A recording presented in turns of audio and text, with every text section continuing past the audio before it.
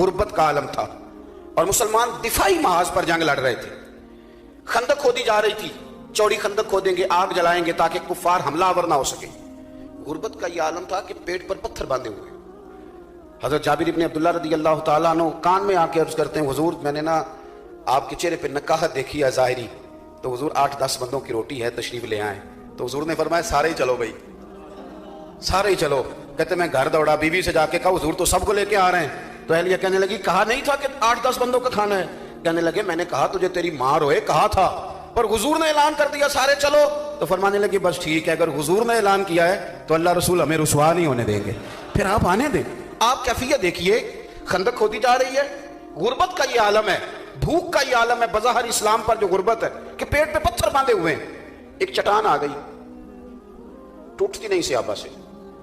मैं उलमा से तो मैंने शुरू में कह दिया मेरा खिताब ही नहीं, तालिब इल्मों से, दीनी तालिब इल्मों से। याद रखना मस्जिद में खुतबा देना भी बड़ी शान की बात है, लेकिन मस्जिद कमेटी वालों की नहीं होती, मस्जिद अल्लाह की होती है। रब का घर समझ के कभी झाड़ू दे ना, तो बुखारी में वो हदीस भी मिलती है कि जो बूढ़ी झाड़ू देती थी और विसाल कर गई, सहाबा ने बताया नहीं तो अल्लाह के रसूल ने कब्र पे खड़े होकर दोबारा जनाजा पढ़ा था। उठ फरीदा सुते हाथ झाड़ू दे मसीत, तू सुते ते रब जागदा तेरी डाढ़े नाल परीत। देखिए ना, अगर नबी करीम सारे काम दस्ते मुबारक से कर लेते हैं, ये भी सुन्नत हुजूर ने हमारे लिए छोड़ी है। चट्टान नहीं टूट रही तो फरमाया मेरे हाथ में लाओ ना थोड़ा, मुझे दो ना कुदाल, लाओ मैं तोड़ता हूं। हुजूर उतरे। अब जवान मेरी बात पे गौर करेंगे। हाल ये है कि पेट पे पत्थर बंधे हुए हैं, कैफियत ये है कि कई दिनों से खाना नहीं खाया, जंग दिफाई लड़ी जा रही है, पर हुजूर उतरे चट्टान तोड़ने को। और जब पहली जरब लगाई ना, जो चट्टान सहाबा से नहीं टूट रही थी, पहली जरब लगाई, अभी मदीना भी फतह नहीं हुआ, मक्का भी फतह नहीं हुआ, अभी करीब करीब के इलाके भी फतह नहीं हुए, लेकिन एक चट्टान पे जरब लगाई हुजूर ने। सहाबा कहते हैं कि वो थोड़ी सी टूटी तो नारा पता क्या हुजूर ने लगाया, फतह अभी मक्का भी नहीं हुआ, लेकिन ये वलवला देने का अंदाज मेरे नबी करीम का। एक जरब लगाई तो फरमाया लो भाई अल्लाह ने मुल्क शाम की कुंजियां हमें अता कर दी। दूसरी जरब लगाई तो फरमाया लो भी रूम भी फतह हो गया। तीसरी जरब लगाई तो फरमाया लो देख लो भी अल्लाह ताला ने यमन भी दे दिया, ईरान भी दे दिया। हजरत अबू हुरैरा कहते हैं वो ऐलान वहां हुआ था। किसी सहाबी को मैंने एक दूसरे के कान में ये कहते नहीं देखा कि अभी तो मक्का भी नहीं फतह हुआ। किसी ने एक दूसरे से पूछा नहीं कि ये पेशगोई कब पूरी होगी। हुजूर ने विसाल ज़ाहिरी फरमाया, जनाबे अबू बकर सिद्दीक का विसाल हुआ, खिलाफत की तकमील पर हजरत उमर आए, और जब रूम की, ईरान की, यमन की कुंजियां आ रही थी तो हजरत अबू हुरैरा फरमाते मैं देख देख के रो रहा था। लोग कह रहे थे कि वो चाबियां आ गई, मुल्क फतह हो गया, और मुझे वो खंदक के अंदर ज़रबे लगाते मदीने वाले महबूब की बातें याद आ रही। भाई आप आगे तो बढ़े, आगे तो बढ़े। ये जिंदगी के अंदर ठहर जाना, मायूस रहना, मैं कर कुछ नहीं सकता, हो कुछ नहीं सकता।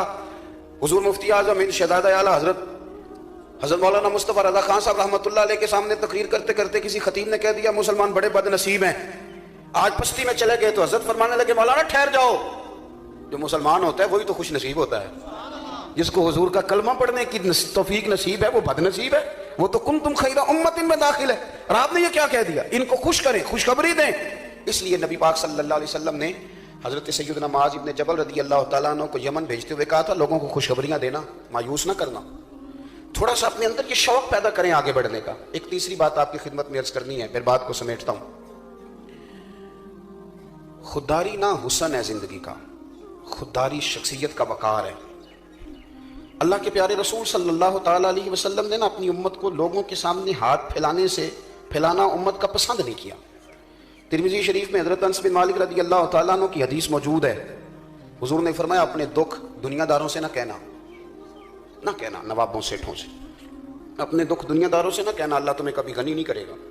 फरमाया अपने दुख अपने रब की बारगाह में बयान करना, जल्दी या देर से अल्लाह तुम्हें सारी दुनिया से बेनियाज कर देगा। खुददारी थोड़ी सी ना जिंदगी में पैदा करें। कुछ भी नहीं है, कुछ भी नहीं है।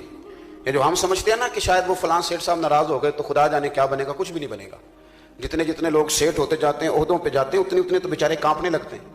ये जितनी कुर्सियों पे हुकूमतें खड़ी होती हैं, एक ना एक पाया हिल ही रहा होता है, ये बेचारे परेशान ही रहते हैं। खुददारी जवानों के लिए बड़ी जरूरी है। हमारे बच्चे, आने वाली नस्ल सहारे ढूंढने लगी है। कहते हैं वो मेरी लंदन वाली कभी पुप्पो मेहरबान हो गई तो काम बन गया, अमेरिका वाला मामू अगर कभी रिश्तेदारी कर ले तो फिर मुखाब देखते हैं बच्चे के सवेरे उठूं तो पैसों का तोड़ा मेरे चारपाई के नीचे पड़ा हुआ। इस तरह नहीं होता। आप खुददारी के साथ जीना सीखें, खुददारी के साथ। हज़रत अबू हुरैरा रज़ी अल्लाह ताला अन्हु फरमाते हैं, एक शख्स ने आके कशकोले तलब दराज किया, और कहाँ दराज किया, जहाँ से कभी कोई खाली गया ही नहीं। सरवरे कायनात की बारगाह में हर एक को मिलता है। कौन देता है देने को मुंह चाहिए, देने वाला है सच्चा हमारा। कशकोल आगे किया, हुजूर कुछ दीजिए। तवज्जो है मेरी बात पर? हुजूर ने फरमाया, क्यों मांगते हो, तुम्हारे पास कुछ नहीं? अर्ज की, हुजूर एक प्याला, एक कंबल। है कोई इतना गरीब इस महफिल में बैठा हुआ? वैसे किसी से पूछ लें हाल क्या है तो बड़े गरीब निकल आएंगे। भाई एक प्याला और एक कंबल, इतना ज्यादा गरीब भी कोई होगा? उसने कहा हुजूर सिर्फ एक प्याला और एक कंबल। तो करीम ने फरमाया लेके आना।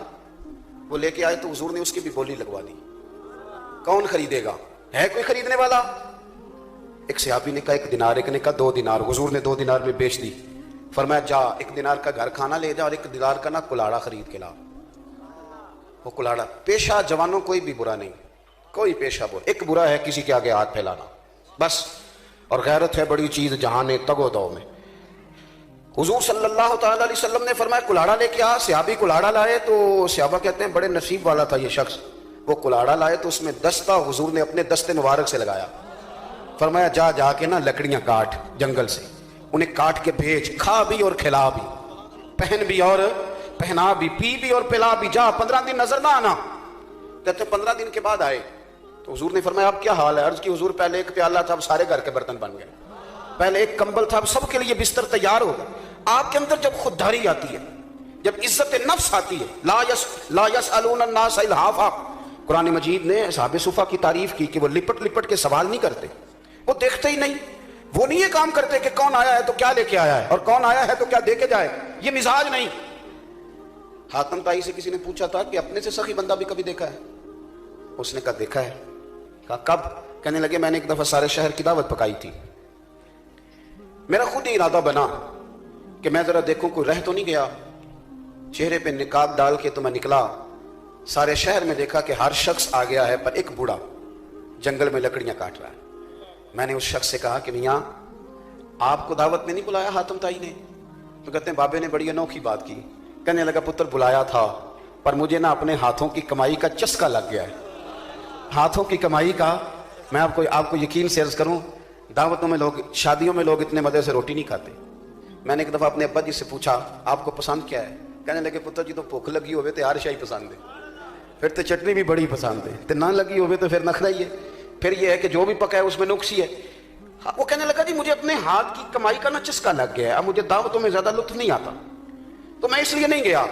हातम ताई कहते हैं मैं वापस लौटने लगा तो उसने आवाज दी। उसने कहा पुत्र आप दावत पे जा रहे हो? मैंने कहा हाँ। तो कहने लगा ये 5 दिनार मेरे भी ले जा। हातम ताई को तो जरूरत नहीं, तो लंगर पकाने वाले को दे देना, बड़े बड़े अच्छे लोगों ने खाना खाना है, चलो मेरा भी हिस्सा पड़ जाएगा। हातम ताई कहते हैं मैं घोड़े से नीचे उतरा, बाबा जी का हाथ थाम के मैंने कहा बाबा मैं तो मालदार हो के सखी होना, तू गरीब हो के बड़ा सखी है।